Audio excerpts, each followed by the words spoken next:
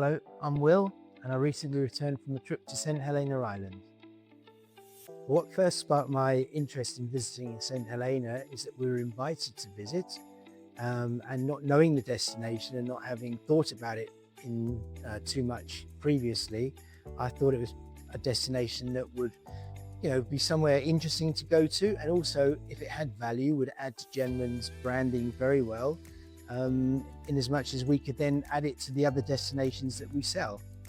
But the underlying attraction of the island is its people, who are first and foremost the most wonderful people you could probably wish to meet. Immediately you feel like you need to slow down. The pace is much slower than anywhere I've ever been. The island is very small, so you soon get to know each destination and where you're traveling to. Things become familiar and you start to understand what makes this island tick. It's got several things, I think, that can go together to make it an attractive destination. It's got the ocean, it's got history, it's got scenery, and it's got landscape as well. As we approached the island, I was sitting in a seat where the wing was stretched out, and I could see the rock of this volcanic island coming into view, and it took our breath away really, because we didn't really know what to expect. We didn't have any preconceived expectations, and we realized that it was a very remote place that we'd be landing on, and we were very close to the actual rock as we came in. It was quite a dramatic entrance actually. I think the most surprising thing about it is that they've got this very new and sophisticated runway and airport. Then you board your vehicle and you start your way through to your accommodation. You have obviously no idea where you are and how long it's going to take, but the guide was very quick to introduce us to different parts of the island on our way through. We stopped and had a photo opportunity of the runway, then carried on. He was explaining bits and pieces about how people live there and the different topography, if you like, of the island. And it was about 3/4 of an hour later that we got to see where we were going to stay. But the amazing thing was that we actually were above it, looking down into Jamestown and the sea beyond. Jamestown reminds me of a very old-fashioned English country village high street. You've got the ocean, and then you've got this small high street. You expect to see a post office, maybe a hotel, a couple of people living there, a shop or two, some souvenirs, and the tourist office. And that's pretty much it as far as Jamestown Central is concerned. Our accommodation was based right in the middle of that. We were able to come out of our hotel. It's built in a similar way to some English high streets, so it has that familiarity about it. And we could just walk a minute to the ocean, or we could just walk up to where we wanted to go, maybe to a restaurant or a shop or something like that. The main attraction of Saint Helena Island is really the ocean, and ocean safaris and snorkeling, and its diving operations as well. And with 200 miles of ocean protected zone, it's obvious that would be a major attraction and drawing card for the island. There are many other activities on the mainland that are becoming more popular as well.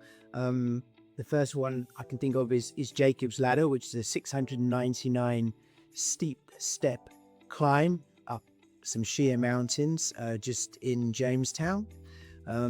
Then you've got an array of hikes that you can do, and they named these the 21 postbox hikes. And it's an excellent idea. You hike different parts of the island, you have fantastic views, and you have amazing sea views as well. And what happens on these hikes is that they differ in difficulty. Some are easy, some are moderate, some are quite hard. But really the emphasis is on fun and enjoyment. And at the end of each hike, you actually find a post box, a man-made post box. And in each post box is a stamp. It's not a postage stamp. It is actually a proper stamp that you can stamp your hand or your arm or whatever. And each stamp has the name of the hike that you've done. We actually did Blue Point. I did have the print to prove it, but it's obviously gone now. Then you have the Millennium Garden, which isn't really an attraction that they're trying to get people to see, but it is an important part of St Helena's current evolution. We also visited Napoleon's last two homes where he was exiled. He had the first home just for a couple of months, that was called Briar's Pavilion, and he had his second, more long-term home called Longwood House.